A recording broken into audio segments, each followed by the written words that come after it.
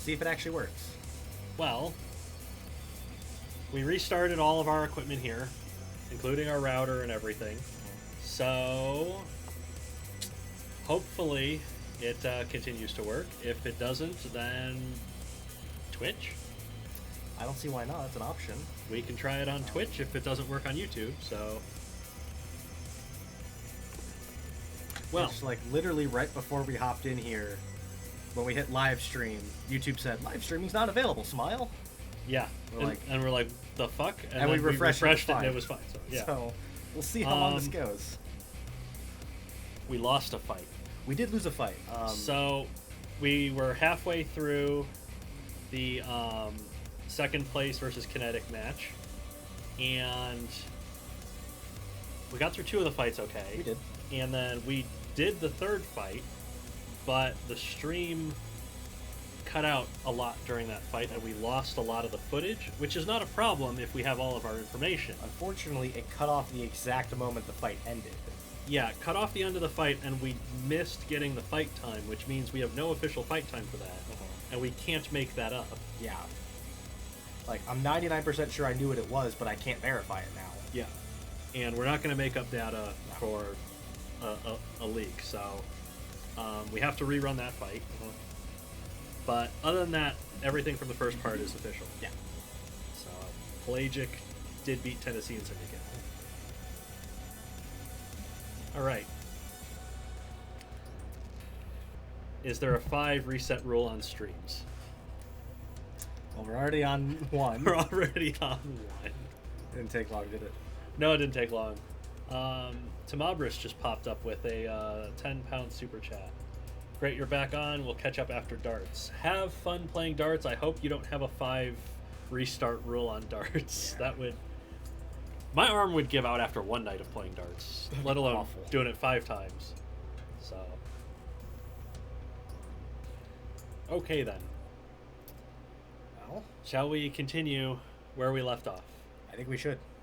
This time we are recording the stream on my computer. Yes, so in the event YouTube does shit itself, we will have the fully archived data and everything. Yeah, we will have all the footage and everything so that we shouldn't have to restart fights again. Yeah. Okay. Thank you, Patreon stream sponsors, once again for making it possible for us to shove a brick up Comcast's ass or something. I'm not sure. We'll see. You can fund our bricks. Yes. Where were we? Rumblebee versus Dunning and Kruger. Yep.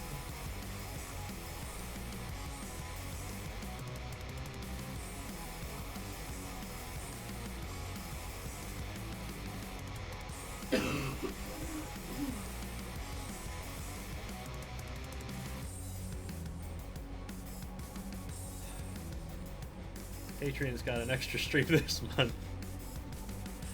Shoosh, knock it off. Canonically, it is one stream that is broken up into many substreams. We'll just compress them all together. We'll play them all at the same time. But like a half second off of each other, so it just sounds like a seizure or something. Yes. Knowing sake predicts Dunning and Kruger because he thinks the name's clever. Yes, I quite like the name. Of course, has live streams all the way down. Hopefully live streams all the way up. Would be nice. Alright, well, here we go. Let's get this fight underway. Rumblebee, front hinge, axie, flipper, Dunning and Kruger, the horizontal spinners. Let's go. See if Kinetic can get back in the match, because they're down by 3 right now. Yeah, with a judge's decision pending. Ooh. Rumblebee's kind of pushing with Kruger and taking shots from Dunning from the rear. It's trying to do that divide and conquer strategy where it focuses on one, and it's probably not the best strategy at the moment because it's not really doing too much with Kruger's wedge is good enough to stalemate with Rumblebee. It's actually underneath it now. Yeah, and Dunning is just caving in the rear of Rumblebee, although now Rumblebee has got under Kruger and is ripping its weapon apart. Dunning's to the backside again. Yeah, and Dunning's it gonna is kill killed it. Did you get the time? 39 seconds. Okay, That we one- have a time. That one's official. And the stream confirms it. Let's go. Yeah, the stream's working. Okay. Good time. 37, 38, plus 17, 89.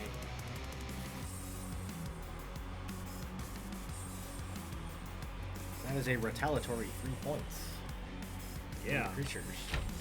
So this is a 1-point match because as a judge's decision in the lightweights, it's not decided yet.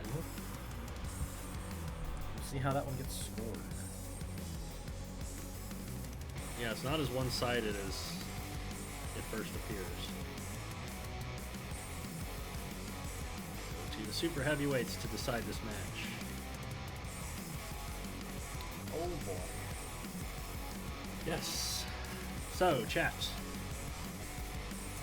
We have Supernova representing second place robotics in the super heavyweights. It is a low slung horizontal undercutter spinner. A lot of defensive features around the outside. Some ramming spikes on the front as well. Kinetic creatures have death penalty. Huge flail sit and spin robot. A lot of weaponry on this one. Death penalty hits hard and hits fast. Chat, your predictions for Supernova versus Death Penalty, please. Yeah, so Supernova is a little bit more of a defensive undercutter to a degree. Yeah. It's facing Death Penalty, and Death Penalty has the highest DPS in the Super Heavies with 170. Yeah. So, I don't know how this is going to go for Indiana here. Motmot says, remember to like the stream on YouTube. Yes, clicking like on the stream, sharing it around will help YouTube's algorithm spread the stream to all of the subscribers who are not getting any of my streams for some reason. YouTube's algorithm is just dumb and not giving my videos out to people. So people can actually see streams when they're happening. Yes, please like and share to just let YouTube know that it needs to tell it to everybody. So here we go. Chad is on Death Penalty's side. Fodek is sorry that he's missed much of Season 2. That's fine. Everybody's got stuff to do on Sundays. You can pop in and out of the stream whenever you want. We fight robots on Sundays. And Death Penalty is landing hits with the flails, but Supernova is not going in deep like it really needs to get it stopped. And parts and pieces are just coming apart off of Supernova. Death Penalty's absolutely carving up that right side armor. Yes, although Supernova is finally getting a little bit deeper in there, but the whole weapon assembly's gone now. Well, I believe Death Penalty's only down to the static spikes remaining. Yes, the flails have all come apart on Death Penalty. Ooh, what a huge hit but there. It's getting nothing but chassis. That's a 40-second knockout for Death Penalty.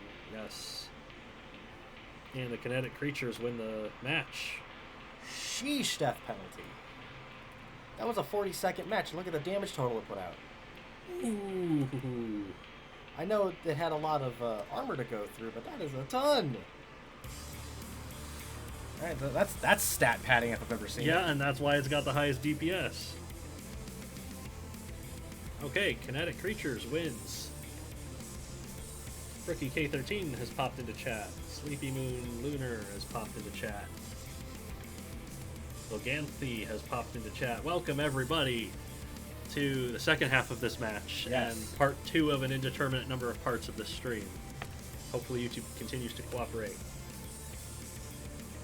View count has jumped up quite a bit compared to the first half. Typically, view counts in the beginning of streams are not that high, and they tend to go up a little bit later, so hopefully more people become available and keep watching the stream. What is our third match, Steve? Our third match is going to be the Halifax Supernovas. They are taking on Angry Penguin Robot. That's nice to see. Right, Penguins against Supernovas. So, I was talking about Death Penalty's DPS. It was like 160. So 176-ish, right? After that 40-second ass kicking, it's now 193. It's gone up. Yeah. It went up after a 40-second fight, which is one of its longer fights this season. Well, from one of the highest DPS to one of the lowest DPS teams. Oh, yeah. The Halifax Supernovas bring Tycho to the lightweights. It's a front hinge flipper. It is facing the Angry Penguin Robotics Pog Champ, a invertible rammer. What do we think is going to happen here, chat? Invertibility, a big advantage against flippers. It is indeed, and technically, PogChamp does have the weapon power advantage because it has more damaging components. This is true. But Tycho also has this thing called a wedge. This is also true. One of the fancy stats we were glancing through before the stream, the Halifax Supernovas has the lowest total damage total out of any team in the league, with 30,000. The next lowest is like 50,000. Yeah, they're way behind on damage, but they're doing okay in points. Yeah. Because they're getting TKOs, they're getting ring outs. Yeah. So. Jeez, the death penalty just put up a third of their season total in one fight. That's terrifying. Well, Cora is asking, has there ever been a lightweight sludgefest? Oh, that wasn't Cora, that was Nightmare. We've never had a lightweight sludgefest. Not quite. You want to find out if we do? Let's find out if we get one.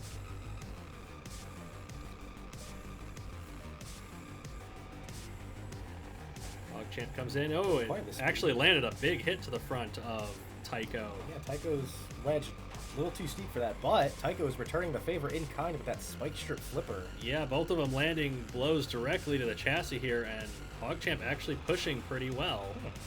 Yeah, he was able to line up pretty well on Tycho's wedge there, but Tycho's now under it again. Yeah, and Tycho... Oh, so PogChamp came off the rear of Tycho, not able to take advantage of it. Ooh, there was a huge control board hit there. Both of them landing big blows to each other. Although PogChamp is the one on control board hits. And that's the knockout. 38-second knockout.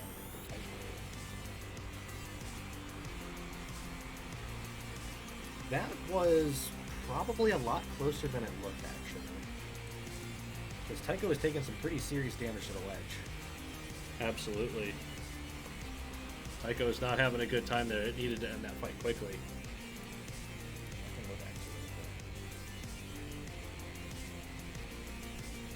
PogChamp is such a huge lightweight, Cora says. Yeah, it's got regular aluminum armor? Yeah, I think it might. Oh. Cool. There it is. The first crash of the stream. Not in the second match. We had the stream itself crash in the second match. All right. Thank you, Patreon stream sponsors, for sponsoring all of the crashes, whether they be the game or the internet or in a Formula One race. You sponsor all of them for us. Thank you. I don't know if there were any big wrecks in the Formula One races today. Probably not. No, Formula One race was at Paul Ricard, so nothing happened. Yeah, I was going to say, unless you're an Alfa Romeo driver at Silverstone, not a lot happens. Pretty much.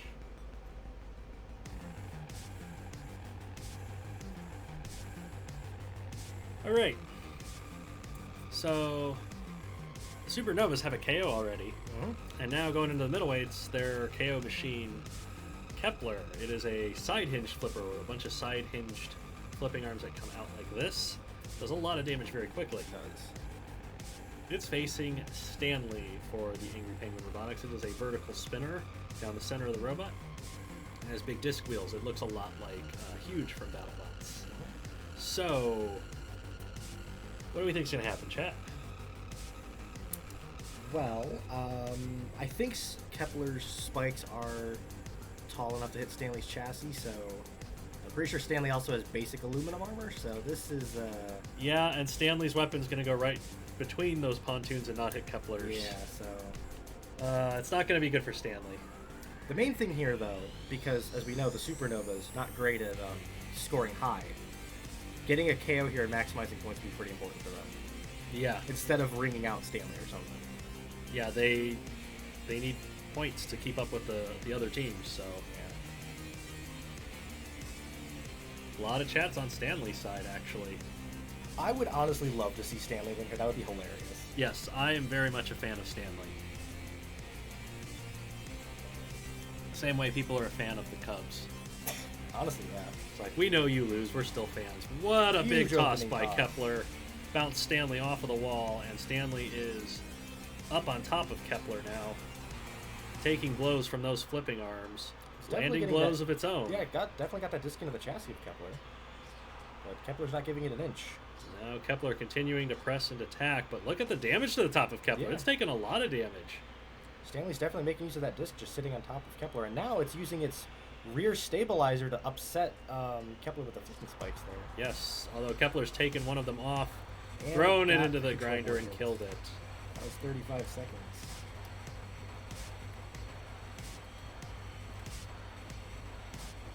Stanley put up a good fight, It was a valiant effort. just didn't have the durability to make it work. And that is 6-0 lead for the Supernovas. The Supernovas can no longer lose. I didn't know they could win on odd-numbered weeks. Maybe they won't win. Maybe it'll be a draw. I mean, they've lost every other odd-numbered week, I'm pretty sure.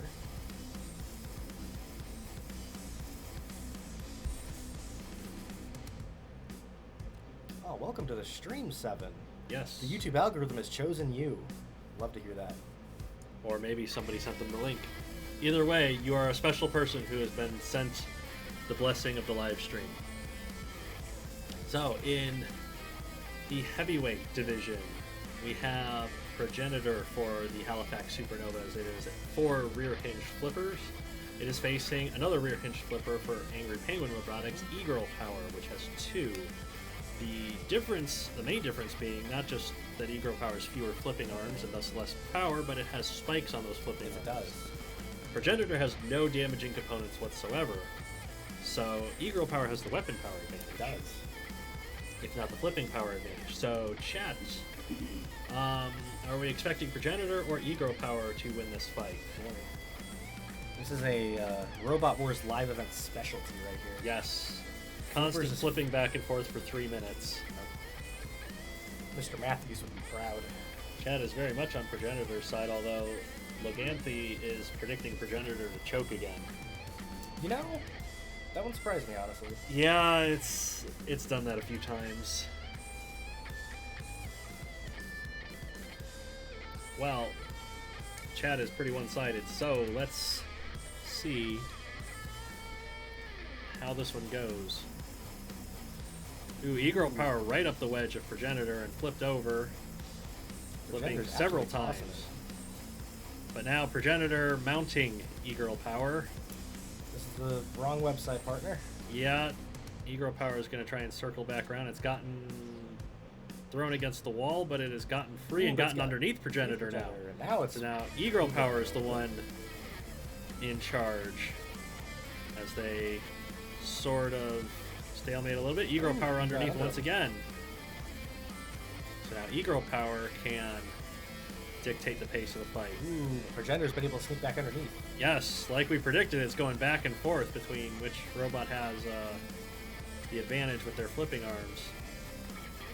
Now E-Girl Power is trying to Flip use downwards, those, get those spikes into the chassis. trying to use those spikes on Progenitor, who's ended up mistiming their flipping arms and ending up on top of E-Girl Power once again. Had a good purchase there for a second. E-Girl Power's gotten down and driven away, and righted itself and gotten Ooh. underneath Progenitor once again. Progenitor's not having a good time when they meet up on the corners like that because of how wide it is. Yeah, E-Girl's able to sneak underneath. E-Girl Power struggling to get back upright most of the time. So then Progenitor mistiming those flipping arms and ending up in the grinder. Now they're both kind of stuck in the grinder here, although I think E-Girl Power might be taking the most damage from it. Progenitor trying to get free, E-Girl Power trying to get free. Neither of them getting free. Oh, I think E-Girl lost a wheel. Huh? What has just happened? They've both just stopped. Yeah, E-Girl did not move at all there. What the hell was that? What in the world has happened here? Yeah, E-Girl just straight up didn't move out of the count. That's not a pin. That's not a pin. Its no. wheels are on the floor. Mhm. Progenitor is not holding it in place. No. Like And it's Progenitor is still functional, so that's not a double knockout.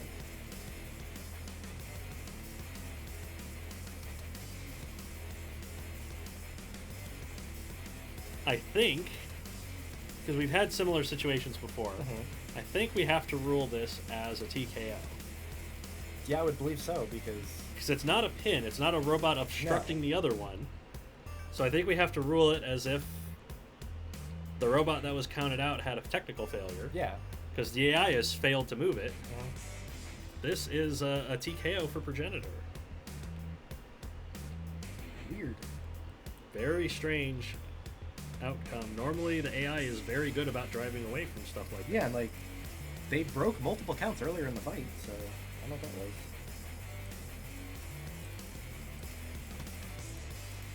And unfortunately, Angry Penguin continues to not have any points here. Huh. E-Girl did have space ahead of it and behind it. Yeah, and did it lose both of its wheels? No, it didn't lose any wheels at all. Like, it was fine. Huh. Yeah. There's my sensitivity. Alright, final fight of this match. Helen points out we have Shutout Watch. We do indeed. Logan the 9F51. I will try to keep that in mind. I always have a problem trying to pronounce usernames. Partly because people run them all together, and partly because people like insert random X's into the middle of them. Yeah, it's weird. Or they use numbers. They're in a different language. Mhm. So I just don't bother to pronounce any usernames correctly. I just say it wrong on purpose. So I'll try to remember Logan the 9F51. Alright, final fight of this match is Event Horizon for the Supernovas. It is a piston flipper. Pistons in Robot Arena 2 are missing some of the laws of physics. They have very little power extending and a lot of power retracting, which means that they behave in very strange ways. Sometimes they work for flipping and sometimes they don't. Yeah, all depends. Angry Penguin Robotics has Pingu's Death Machine. It is both a low-slung horizontal spinner and 2 overhead battle axes. It can do a surprising amount of damage if it can get to a corner. Yeah, definitely. We've certainly had robots end up in microwave where they're next to each other's corners, and that's kind of where Pingu excels. Yeah, They definitely. can hit with those battle axes. So, chat, what are we expecting between Event Horizon and Pingu's Death Machine? So, as odd as it is to say, Event Horizon, the piston flipper, leads the Ling and ring outs Yes. with 3. Weird shit. Most of them are because the super heavyweights are massive. Their chassis and just everything. I feel like Pingu is very similar here. However, those axes, especially if they come down kind of off-center, could go straight into the flipping segments of Event Horizon. They don't have protection on the top at all. Yeah, and that horizontal spinner could absolutely break the flipping arms off as well. Mhm. So, If Event Horizon wins here, it needs to be a quick win. Anything prolonged gives Pingu a chance to do a lot of damage. yes. Well, chat is either predicting Event Horizon or nuding, whatever that is. I don't know, something about Pingu. So I think it's funny. let's see if nuding happens in this fight, or if we get more ring outs. Do penguins fly? Might be about to find out. They're about to fly, or they're not about to fly. Event Horizon has gotten Pingu's Death Machine up and over towards the grinder. Yeah, and it's kind of not able to get fully under it because of the battle axe is propping it away from the wall. Well, Pingu is unable to get up, it seems. Event Horizon has backed away and is allowing it to be counted out. So this is going to be a TKO. And a shutout. Indeed, it is a shutout. That's a big points day for Halifax. That's That's 11 points total there.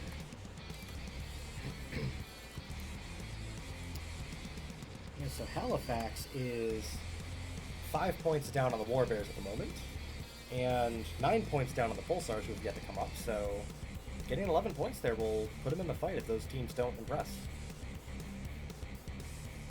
Especially since the Pulsars and Warbears will be facing each other a little bit later on.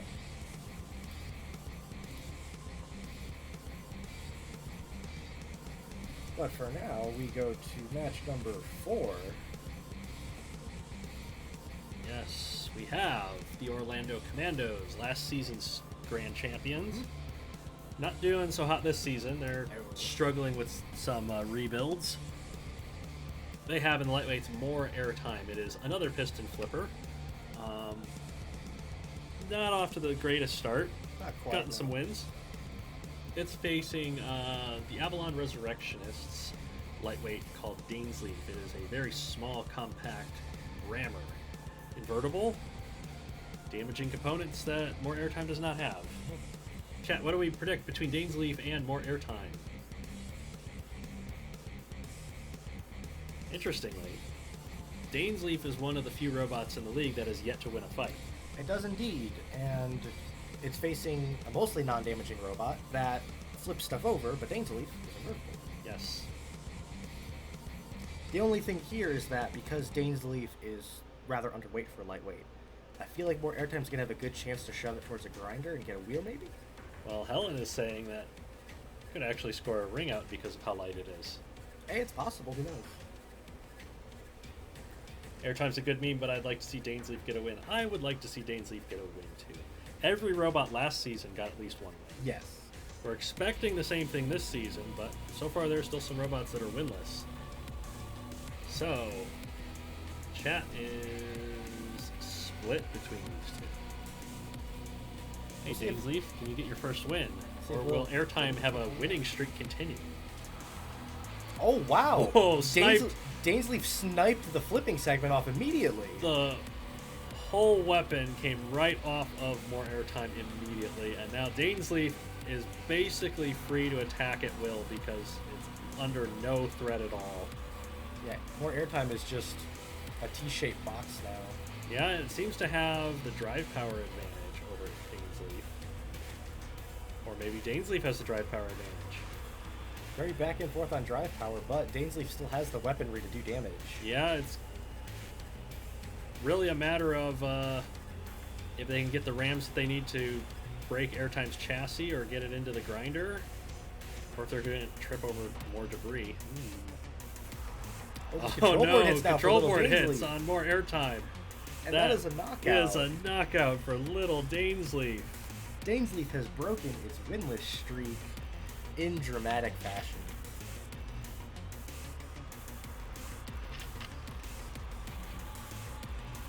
And that is a big 3 points that Avalon really needed. Avalon has been having a very fascinating season so far. Yes. So they've scored 13 points from the bots themselves. 12 of them are from their middleweight that's coming up here. Yes. And a very top-heavy team, I guess. It's one robot's doing all the work. Yeah, we have a stat that we track called team points contribution, which is the percentage of a team's points that each robot contributes. And if everything was equal, every robot would contribute 25%. Trishula has contributed 92%, 92% of Avalon's points. Avalon has Trishula in the middleweights. It is invertible. It has piston poking spikes. It's on a pneumatic ram. 2 of them point up, 2 of them point down, so it can face wedges. Yes. Surprisingly capable. It is really. Killed some robots that we didn't expect it to have a chance at. The Orlando Commandos have Barbecue in the middleweights. It is a sit and spin robot. It has spikes for offense, armor plates for defense. Q was good last season. It's pretty good this season. Yep. Can Trishula bring down another robot that everybody has predicted to be way better than it? They brought down Vika. Which had 3 times the weapon power. Definitely, yeah. What do we think, chat? The only thing I'm really noticing here is that Trishula has rather exposed wheels, which hasn't been an issue for it mostly this season. However, Barbecue is only really going to be hitting from the side. Yeah, the sit and spinners really come in from the side, and Q especially specializes in taking off wheels and getting TKMs. Yeah, so Trishula's got to be very careful with how it attacks Barbecue in order to not open up its side. Yeah. Logan saying Q is inconsistent and going for Trishula. You know, honestly, if anything's going to take down big robots now, I'm honestly thinking it's Trishula. It's been very surprising. Yes, absolutely. It's a very simple robot, but sometimes lack of complicating factors is what makes something good. So, let's see how this goes. Avalon is leading by 3 points. Trishula knocked Q away, so Barbecue went flying through the air. It's now getting itself up to speed and getting wheels off the right side of Trishula. Trishula's stuck going around and not facing it head on. Yeah, without that extra drive power, Trishula is unable to turn and face Q properly and is just getting the side of it caved in, but it got a shot on the wheel of Barbecue. Half the piston has come off now. Yeah, front end of Trishula coming apart as it's trying to get in and snipe those wheels off of Barbecue, but the whole weapon has come off now, and Trishula is just the chassis. A chassis that is on fire and pouring smoke and sparks. That's going to be a 48-second knockout for Barbecue. Yes, so Barbecue gets the knockout and ties the match back up. We're afraid of as soon as Barbecue is able to get to the side and start forcing Trishula to go around. Yep. He's going to have a hard time. So that the sit and spinners specialize in hitting from the side, and that's what they do.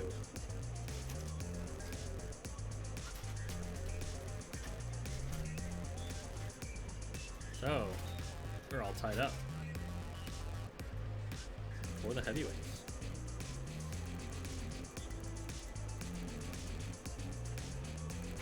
Okay, the Orlando Commandos and the heavyweights have hot mess.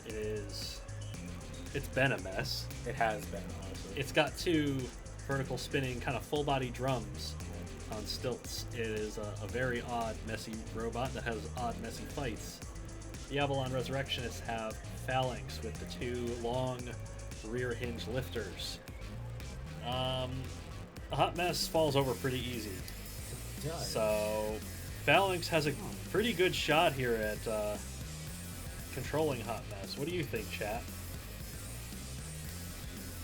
See, the downside to hot mess falling over is that its weapon is still functioning, and it can drive upside down, so the weapon is still in play. Yes. So even if hot mess does fall over, Phalanx has to be very careful to not take a ton of damage. And we've seen robots, especially last season, specialize in flipping over and attacking with their weapon downward. Hot mess could definitely be one of them. Although chat is very much on Phalanx's side, perhaps because Phalanx has much tidier fights than Hot Mess. It does, honestly. Hot mess is it makes a mess, and it sometimes is a mess. Well, let's see if this is another one of those make a mess fights for them. Hot Mess does a toss. flip and a half over the top of Phalanx, who's gotten one of the flipping arms tangled in that spinning weapon of Hot Mess. And is now actually feeding both of the flipping arms into Hot Mess's weapon, and gotten Hot Mess is now attacking the underside of Phalanx, and that's going to be it. That's quick knockout. Yeah. Phalanx mistimed those flipping arms, and that was it.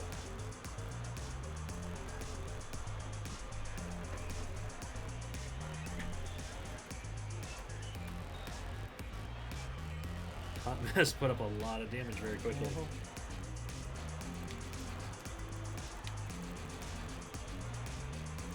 Well, Orlando's leading by 3 now. Yeah, I mean, the defending champ's coming back. Not happy that more airtime getting KO'd. Although, I mean, that happened a lot last season, to be fair.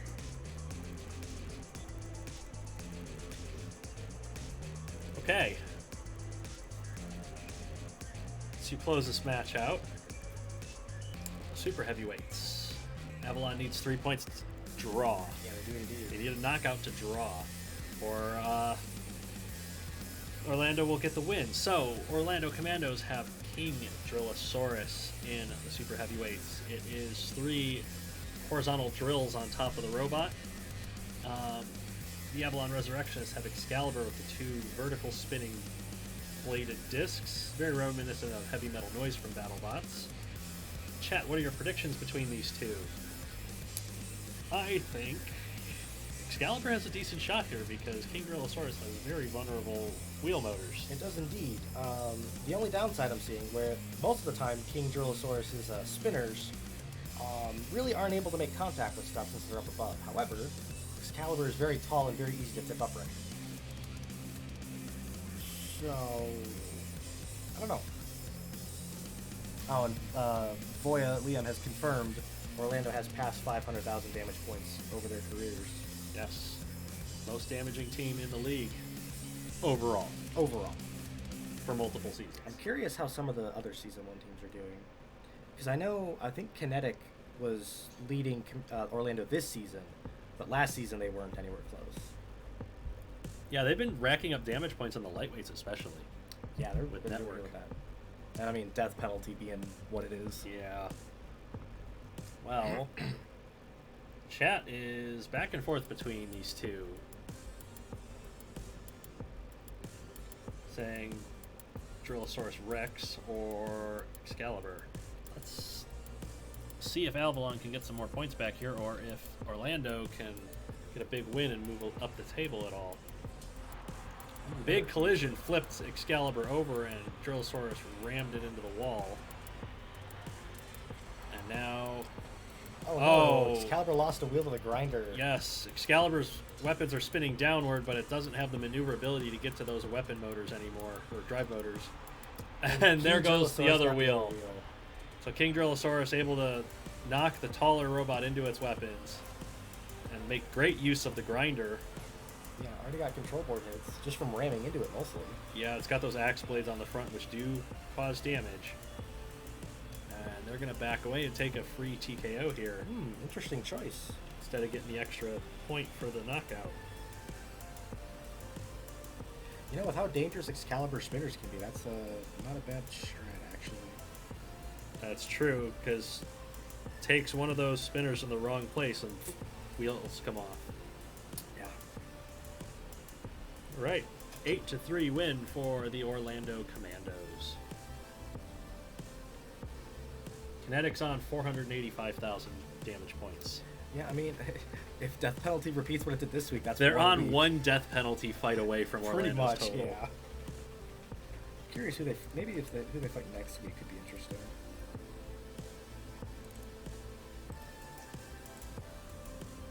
So we're gonna move on to our next match. We started the stream with 2 robots at the top of their division, or 2 teams at the top of their division, and now we're going to teams that are at the bottom. Yep.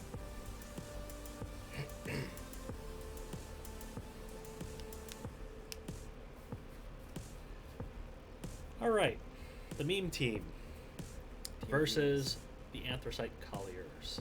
So the meme team has demagnetized internet in the lightweights, which hopefully will not demagnetize our internet anymore. Probably not. It is a rammer with a bunch of spikes on the front. The Anthracite Colliers have Quick Pick, which has an overhead pickaxe and the kind of dustpan pontoon shape to it. Quick Pick's pretty good at controlling other robots. Definitely, it can be. And demagnetized internet's not a big robot. It should probably fit in between it. So, what do we think's going to happen, chat? Logan saying the Colliers desperately need a win. Yeah, they've had just the most brutal first half of the season in terms of strength of schedule so far. Yeah, they're getting a bit of a break with the meme team here who are further on the standings, but then I think they get Pelagic next week. Yeah, so, they've not had a good time.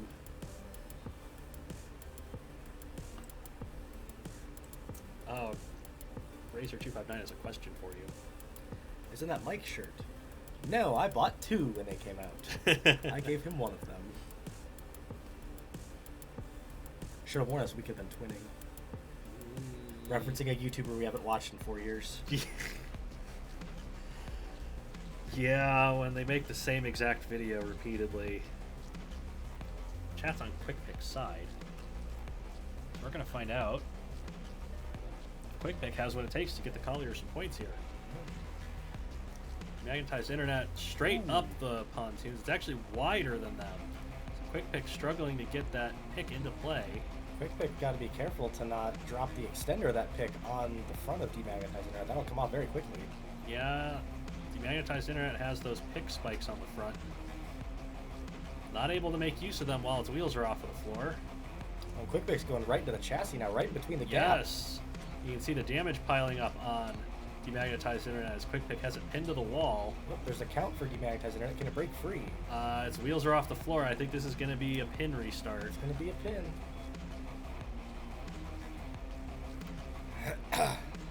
Well, that's a restart.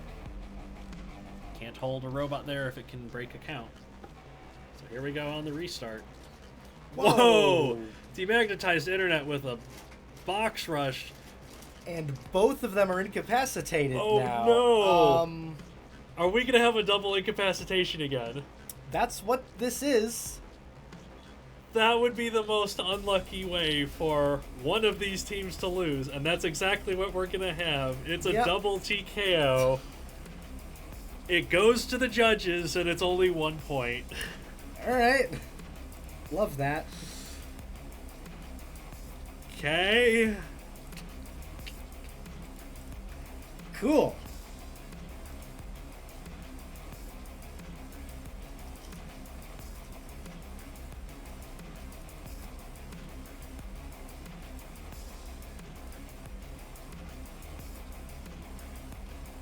How does one score that? I feel bad for the judges on that. Might leave it to the other judges that time. That's. Although Quick Pick has now gotten up. A little late for that, buddy. A little late, partner. Come on now.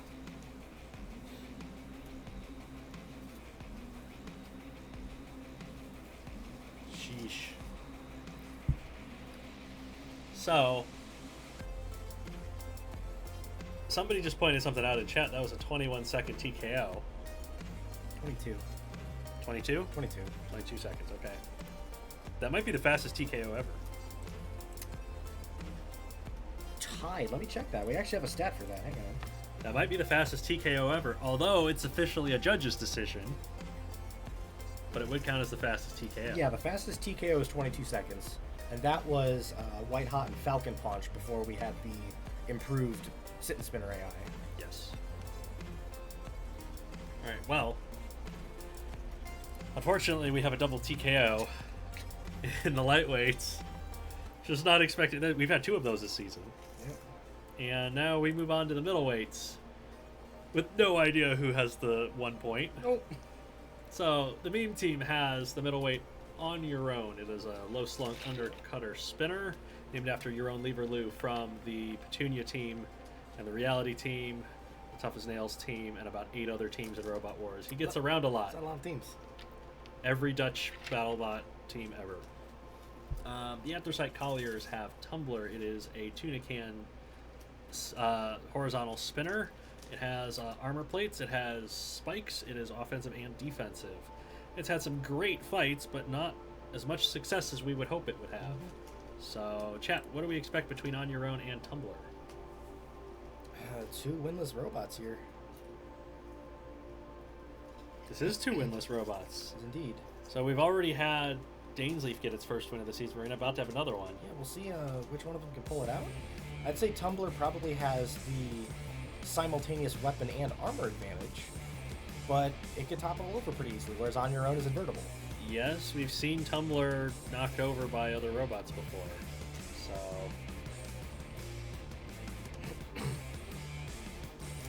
chat seems to be on Tumbler's side.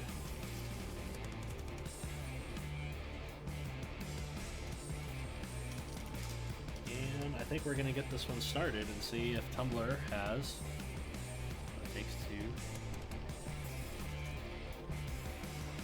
win this fight.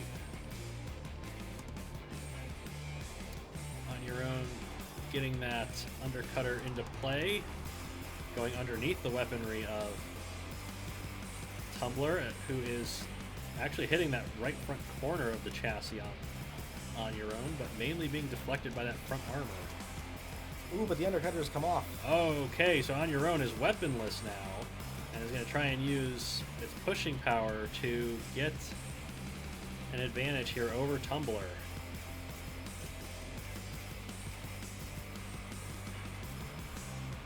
Oh, whoa, what a hit. Tumbler got On Your Own parked on its face. It was able to get knocked back down, but that was very close. Yes, that is not what Tumbler wants. Tumbler wants to score some points here and get a knockout. One of the armor panels has come off of On Your Own now. That chassis is exposed. Yes, but the weaponry breaking off of Tumbler now as smoke pours out of On Your Own, who is on fire. The last armor panel off the front of the robot now. Tumbler continues just pounding away at the front end. Very methodical, just letting On Your Own kill itself. Yeah, On Your Own's trying to get Tumbler stopped, and it's taking a lot of damage in the process. Control board hits. And that's going to be the knockout.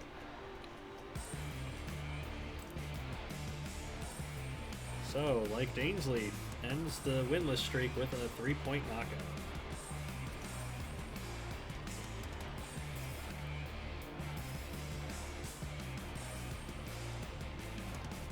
And the Colliers have the lead in the match.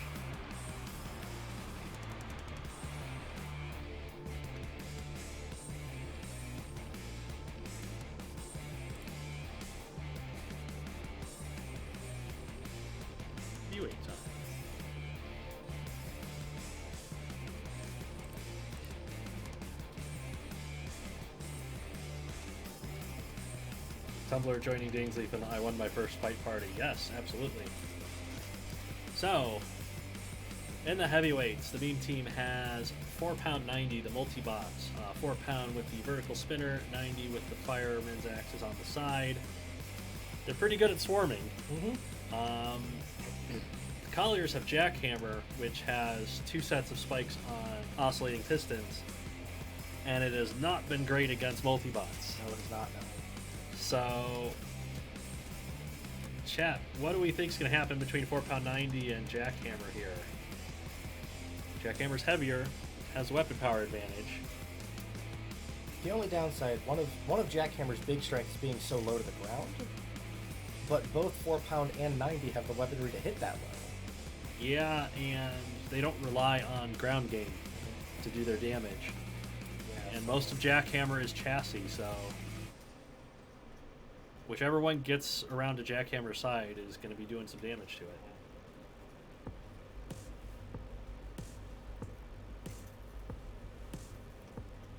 Chat is kind of split between the two of them.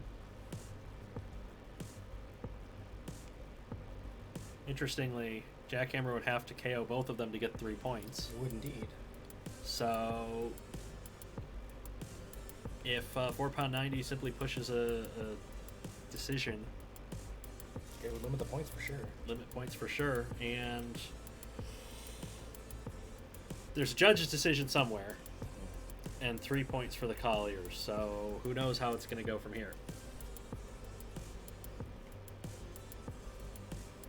Yeah, Wilby says if one multi-bot stalemates Jackhammer, it's over. Yeah, that's what we saw earlier with Rumblebee. Jackhammer's going for the wedge of 90 and is going to take a big shot to the side from 4-pound. Ooh, kind of simultaneously hitting both robots. Yes. Oh, but 4-pound got the right side piston off. The whole right side set of spikes has come off of Jackhammer, so it's had its weapon power cut in half. But a spike has come off of 4-pound, and 90 has just run 4-pound over the top of Jackhammer. As they've tried to push Jackhammer into the grinder. Jackhammer's going to try and escape. It's broken one of the axes off of 90 and all of the damaging components off of 4-pound. But 90 is attacking that left side set of spikes, trying to break those off. It's caving in the side of Jackhammer as well. 90 is definitely doing a ton of damage, but it has lost the remaining axe. Oh no. Yes, so Jackhammer getting swarmed and taking a lot of damage here, but it has managed to persist through all of that. And has the weapon power advantage, but it does not have the drive power advantage, apparently.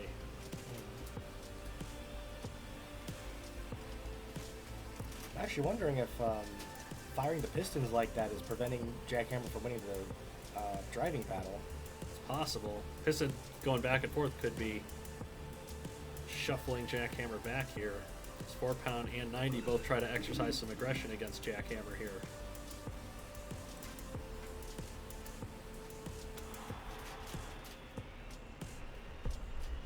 Now Jackhammer turns its attention to 90, who has taken a little bit of damage to the front wedge.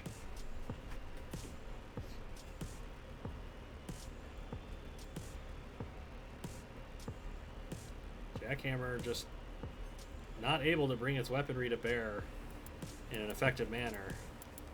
I'm pretty sure Jackhammer's starting to run out of air power as well for those pistons. Yeah, you can see how much slower it is to use that left side set of spikes. Don't even fully extend all the way before they retract. Of course, as it feels like watching 3 old ladies slapping each other with their handbags. That would imply that 2 of the old ladies have weapons. Honestly, yeah. Which 2 of them don't. 4 pound just flipped itself over trying to reverse over 90 and is now upside down. It's actually really bad because I'm not sure 90's or 4 pound's wheels can touch the ground. No, it can't. It's just dancing over there in the corner on its disc. I'm not sure it's going to matter. 90's going to try and help it to some extent. This Jackhammer struggles to make use of those weapons. We're going to count down to the judges here.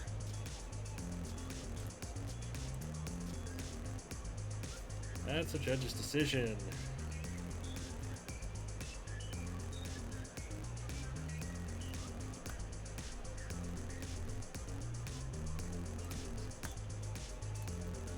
I gotta do math again because it's multi-mod.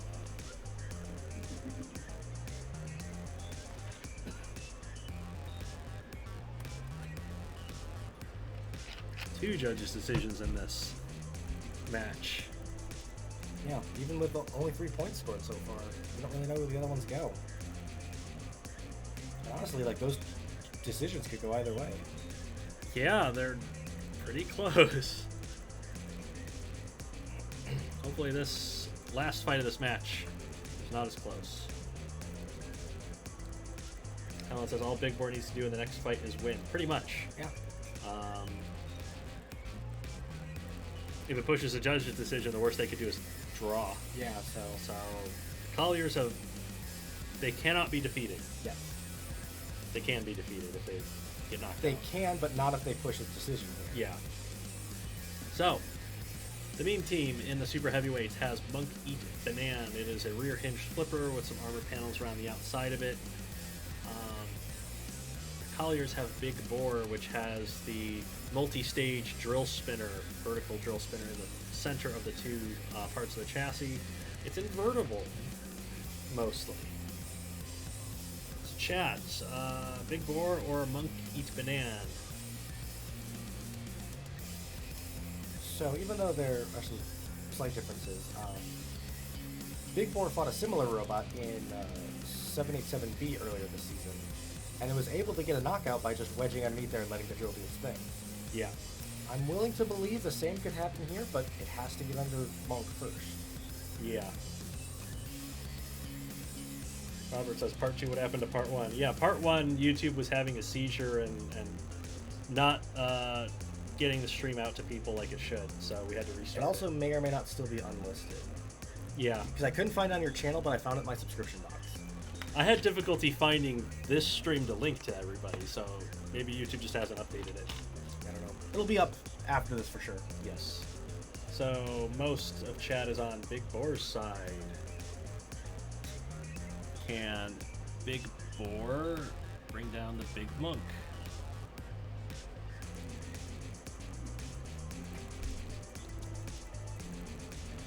Here we go.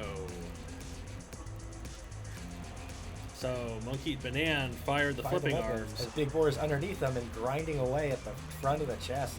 And it's feeding those flipping arms straight into the drill. Although the chassis of Monk is being just ripped up by Big Boar's drill. Big Boar has lost at least one of its spikes. 2 of the spikes now. And now Monk is on fire and smoking as it's pushed back towards the grinder. 1 spike remaining on Big Boar's weapon, and All it's of them are gone. now. Oh no. So Big Boar weaponless.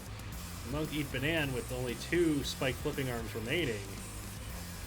Big Boar has the ground game advantage, and it's going to push Monk over to the wall. Kind of using the remaining motors on that drill to kind of unbalance Monk so he can get under and push a little further. Wow. It's like a rotary lifting device. Doing a pretty effective job, too. Yes, controlling Monk and pushing it into the wall here as Monk Eat Banan continues to lose the ground game here against Big Boar, who's going to shove it into the grinder. Ooh, and the rear work has come off. It broke the entire rear assembly off of Monk Eat Banan with that attack. So Big Boar making excellent strategic use of the grinders here once its weaponry broke down. Although the motors on Big Boar are smoking, and it has taken a little bit of chassis damage from those spiked flipping arms that it's not able to get under this time. As Monk Eat Banan gets shoved back into the wall.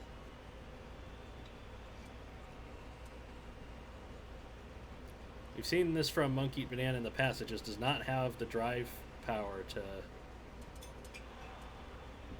match some of these other robots. Doesn't have the speed. It's also starting to get stuck in debris as well. Yes. So they're kind of, well, they're both kind of running out of battery power here and kind of stalemated with less than a minute remaining. Yeah, Big Boar is slowing down a lot. Fortunately, even with it slowing down, I don't know. Ooh. Monk was able to get it back to the grinder there, but Big Boar was able to slip back underneath and move away. Yes, once again, that ground game on Big Boar being vital to its ability to fight here. 30 seconds remaining.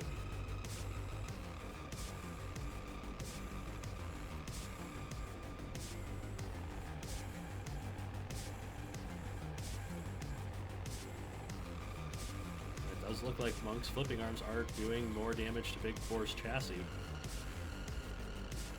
But it looks like they're going to stall it out to a judge's decision here, which will prevent Anthracite from losing this match for sure. it means Anthracite does not lose. At worst, they have a draw.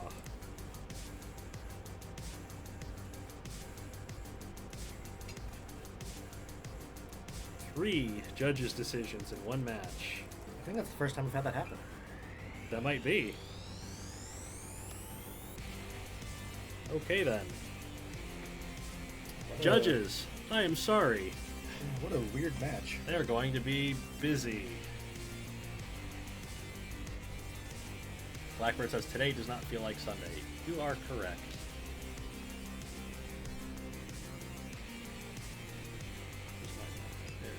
Okay.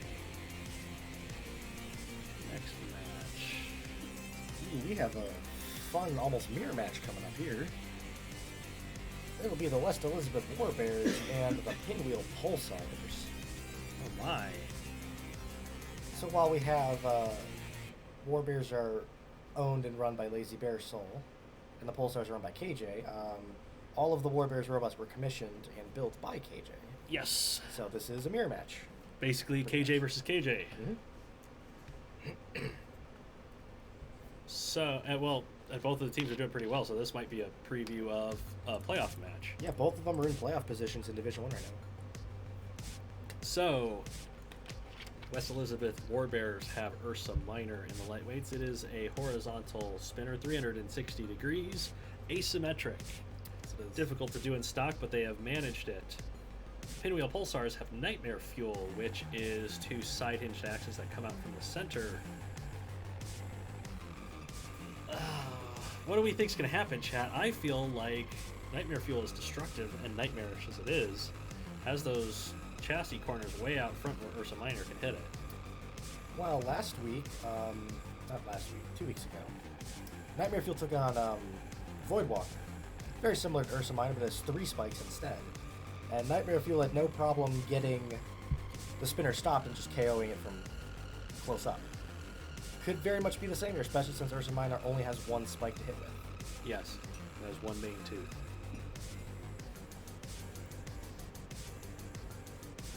Hex asking about the playoff rounds. Do they take the top 2 from each division? No, it's the top 4 from each division. And the playoffs are... The first stage of playoffs is stepladder format, meaning 4th place fights 3rd place. The winner of that fights 2nd place, and the winner of that fights 1st place. Okay. So it rewards teams that do well in the regular season because they only have 1 match in the playoffs. As if you end up 4th, you've got 3 in order to get through the playoffs. Yeah. And then the division winners, all 4 of them, fight in a knockout bracket after that. So, you know, the final seeding, where teams end up in the regular season, is really going to make a big difference on the playoffs. We saw last season the Orlando Commandos were seeded 2nd in their playoff division and beat the #1 team and then won the championship. Yep. So, chat's on Nightmare Fuel's side. Let's see if Nightmare Fuel's on chat's side. As Ursa Minor gets up to speed, it lands a big hit to the center of the chassis of Nightmare Fuel. Now Nightmare Fuel's got it stopped briefly. Had it. Look at the damage that Ursa Minor's taken to the front end, as it now has its weapon snagged in... Actually, I think they both got weapons snagged. I think the right side spike for Nightmare Fuel's stuck open. Yes. Not able to retract it. Nightmare Fuel can only use the left side one, which is getting jammed up by that spike from Ursa Minor. Although now Nightmare Fuel is attacking with both of them and shoving Ursa Minor into the wall. I've gotten a wheel off of it as well. Ursa Minor landing blows in return, but it is pouring smoke and unable to turn to face Nightmare Fuel at the moment, who's just going to go in for the kill. One more control board hit remains. And there it is with 59-second knockout for Nightmare Fuel and the Pinwheel Pulsars.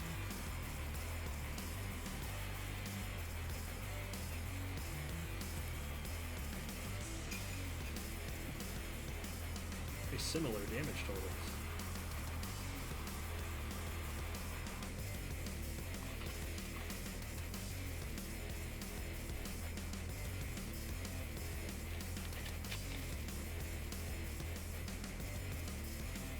And we move to the middleweights.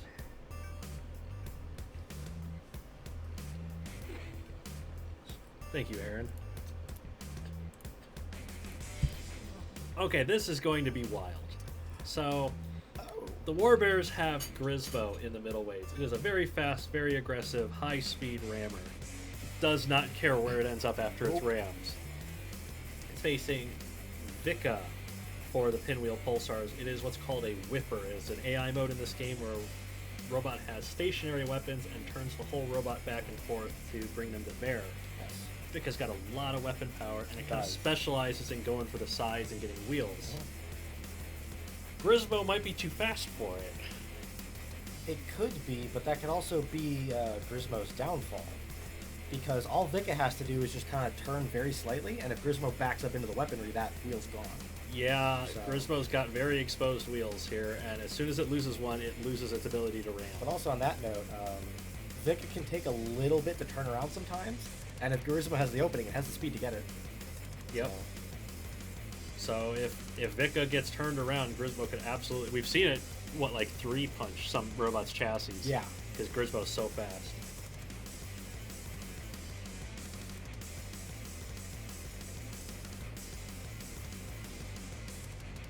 Well, chat is split between them, but leaning towards Vika, it seems like.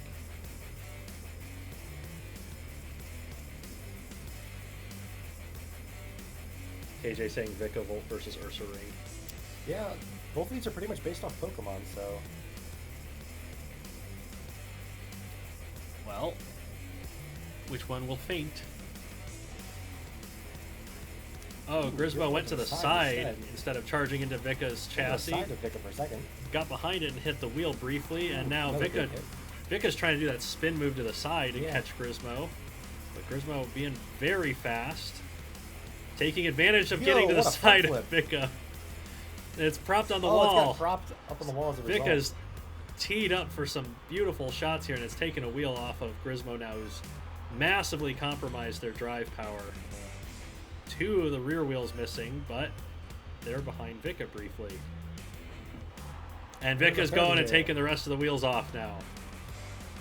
Grismo just not able to make any sense being upside down with limited drive power.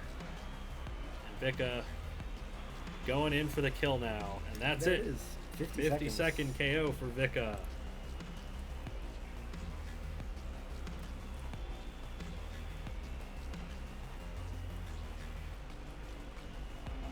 Similar damage numbers, vastly different outcome.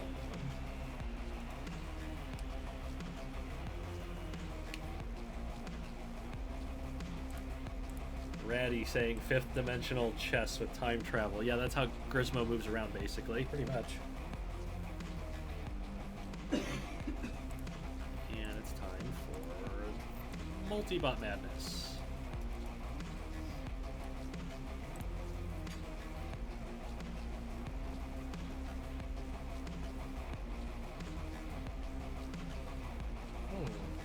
Thought Grismo was going spine a wheel there. Yeah, I thought they were going to get a wheel too. They hit Vika's wheels a few times. Yeah, just didn't quite get enough power into those rams. Yep. Very close though.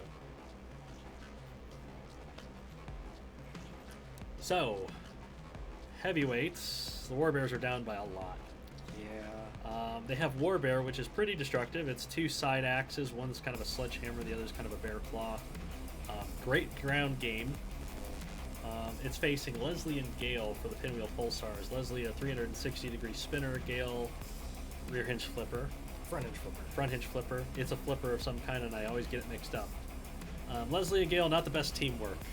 Now, Leslie identifies as a menace and just kills everything around it. That's the best way to describe Leslie. It kills anything that moves. Gale usually goes in to try to tie up the opponent.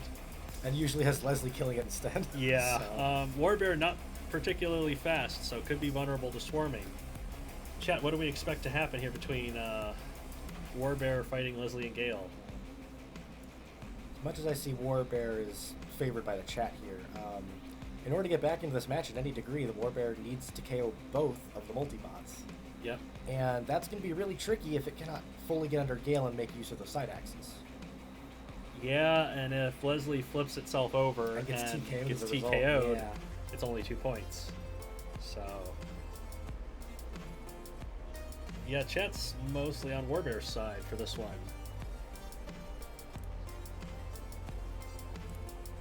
Let's see if the Warbears can get some points back here. They're going to need them. Well, we'll be predicting a judge's decision.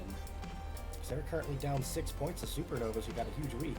Anything less than a KO will be... Whoa! Gale got right under Warbear. And Leslie is not happy with Gale taking all the fun here and is going to try and attack everything. Mainly attacking Gale. And now Warbear is attacking Gale. It's got it sandwiched between the two of them. Gale's not firing its weaponry to those front spikes of Warbear, trying to preserve them a little bit.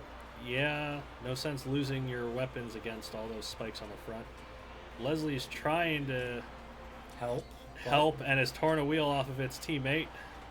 And now Warbear's going to go after Leslie. It. And Gale cannot help because of that wheel torn off. Leslie's bloodlust was too much. Leslie's going to get knocked out here, I feel, if Warbear can get a hold of it. Warbear seems stuck on something. Yeah, I think it might be stuck on some debris on the floor. Yeah, because all of Leslie's weaponry is on the floor over there. Yep. Gale's getting counted and had to shuffle to get out of the way. Warbear's going to try and come over and make sure it gets KO'd rather than TKO'd.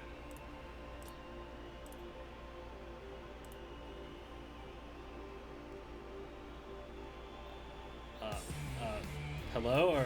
Are you both awake? Gale's got to count. It's got to move out of it. Gale's barely moving at all. Yeah, and Warbear's not inhibiting it from moving. They were not in contact there. No, that's a TKO. Did Gale just...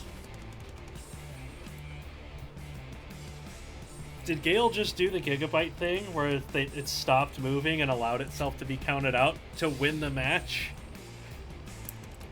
Is that what Gale just did? I hope not. That'd be very annoying.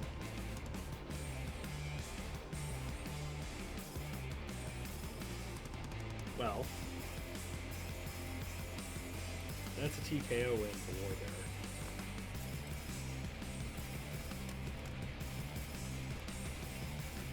And now I gotta do math.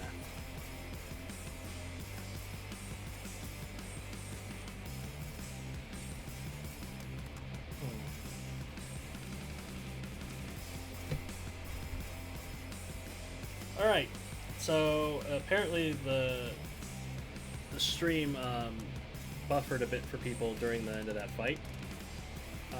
I was able to refresh it, and it's running fine on my end, so I think it might have been temporary. Basically what happened there was Warbear and Gale got near the wall. Gale started getting counted out, and Warbear just kind of sat there and waited. Yeah. And Gale didn't move. It wasn't obstructed, it wasn't against the wall, it just didn't move. And got counted out. And so I was speculating that Gale did the thing that Gigabyte did against Tombstone, where they just stopped moving and allowed themselves to be counted out. And that means that Warbear gets 2 points and the Warbears lose the match. Yeah.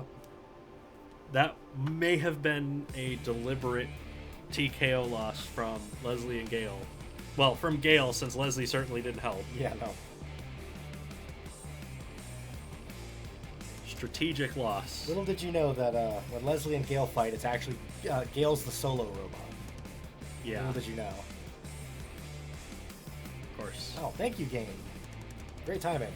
Great timing. We had the stream glitch out, and now we've had the game glitch out. Thank you to our Patreon stream sponsors for supporting us, making it possible to keep making the league and pay our internet bill, which apparently we need to head over to Comcast and shove a brick up somebody's backside. Yeah. So let's get the game back up here. Thank you, Patreon stream sponsors, once again. $10 a month on Patreon. Be an RRL sponsor. Did you get any of these weird countouts during testing? No. This is the first time we're seeing stuff like this. I've seen it happen just from the game. Like, this isn't specifically the robots doing this, it's just part of the game. Like, we had like 3 of these happen last week when I was by myself. Sometimes Robot Arena 2 is just broken. None of them have the Axe AI from last season, which would just stop sometimes. So it's not that. Alright. Well, stream just shit itself again. Yeah, it buffered, but it came back right away. At least on my end. We're going to run one more fight, and then we're going to see what we need to do about this. Last fight of the match. The Warbears have Smashy McSmash Phase 2 with 5 overhead axes, sledgehammers, and war picks. Pinwheel Pulsars have 787B with the rear hinged flippers. Very fast and aggressive. Who do we think's going to win? Chat, the non-invertible robot or the flipper?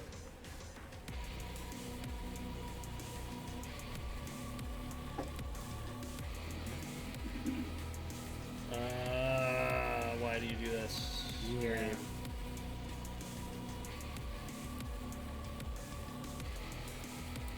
Yeah, because the message we're getting down over here is saying no data from Streamlabs to YouTube.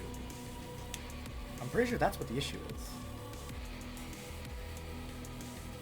Alright, well. Let's run this fight, and then we'll see what we're going to do after that. Yeah. We are recording it, so we will have an official result here. Here we go. Smashy McSmash Phase 2 versus 787B.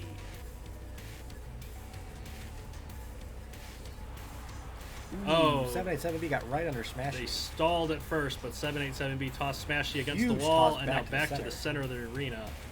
And they're stalled once again. Neither of them getting the ground game advantage here. Not quite. But 787B with the greater pushing power has Smashy back to the wall once again. Not a good place to be against a flipper or against the wall, as 787B Tosses it back again. throws Smashy back to the center of the ring. Using those spiked flipping arms to do damage as it bullies Smashy McSmash face around. Smoke coming out of Smashy McSmash face now, and whole axes being thrown through the air from this attack by 787B. Smashy's being trying to get its weapon into play now. I don't think it's hitting 787B. The 787B is trying to push Smashy's wheel into the grinder, but it has a wheel guard there to protect it. And they're going to have to break the Count, they do. count. 787B right back under Smashy as more parts go flying. Is it going to go for the ring out? It is. There were control board hits, but that is a ring out for 787B.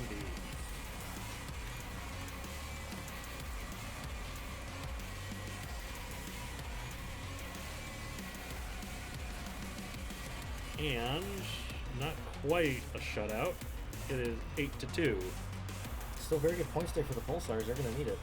Yes. 8-2 for the Pulsars, and the stream is spotty once again. Helen asks, how many ringouts does 787B have? That's its third, I think. It's actually doing pretty good. Yeah, not quite what Event Horizon has yet, but doing pretty good.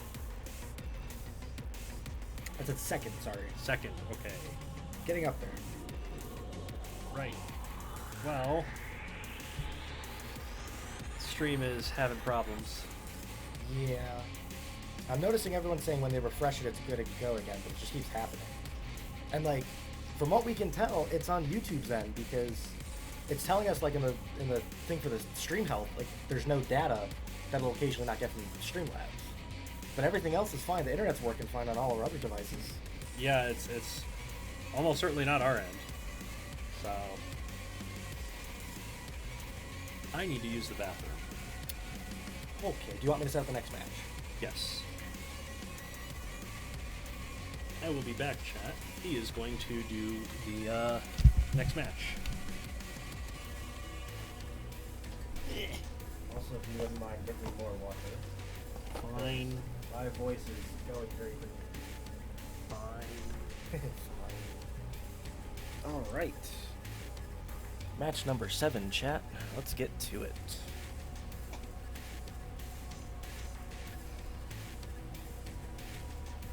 It's gonna be the Robot Rebels taking on the Levantine Alliance.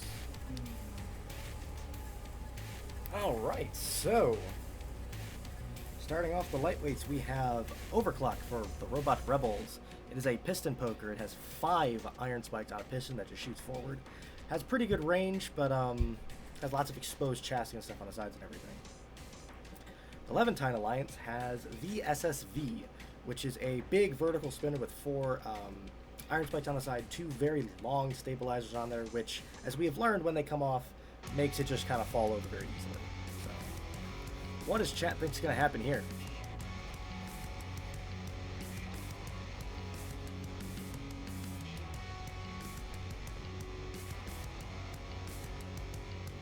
It's taken us nearly 3 hours to get to match 7. Yeah, that's what happens when you have stream problems, man. What else can you do? Shit. Sheesh.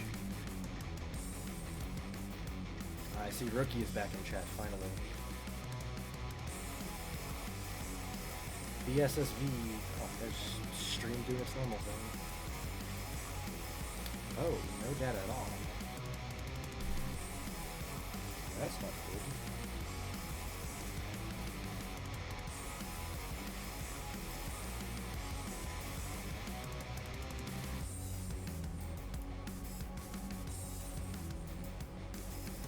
Yeah, it's getting very intermittent now, isn't it?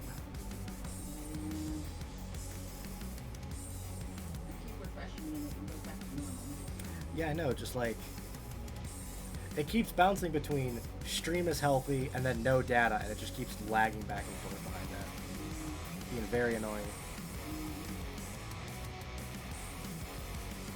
I don't know what it is.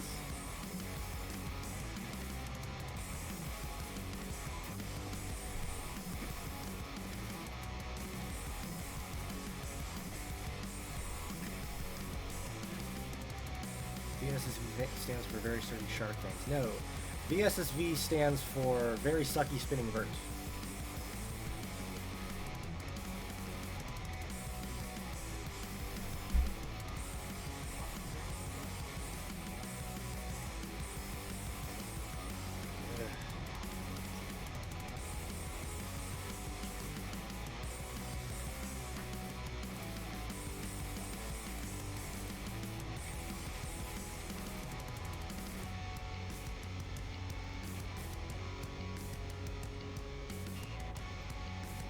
I don't even know what the buffer's doing because it just keeps doing it every like 2 minutes.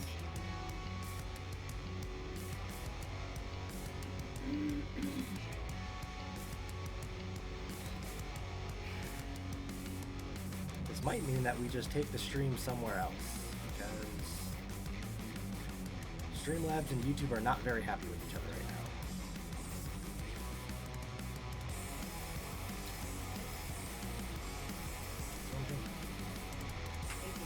It's buffered like 5 times since we walked away.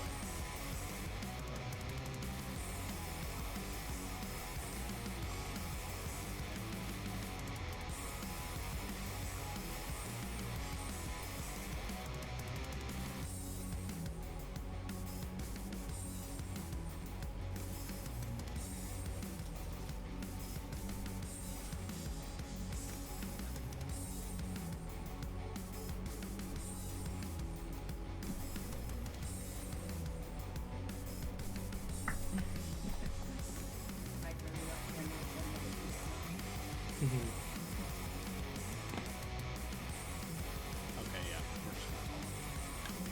Yeah, because there's no way we're going to be able to stop it. Yeah. YouTube keeps having problems, so we are genuinely going to move this over to Twitch.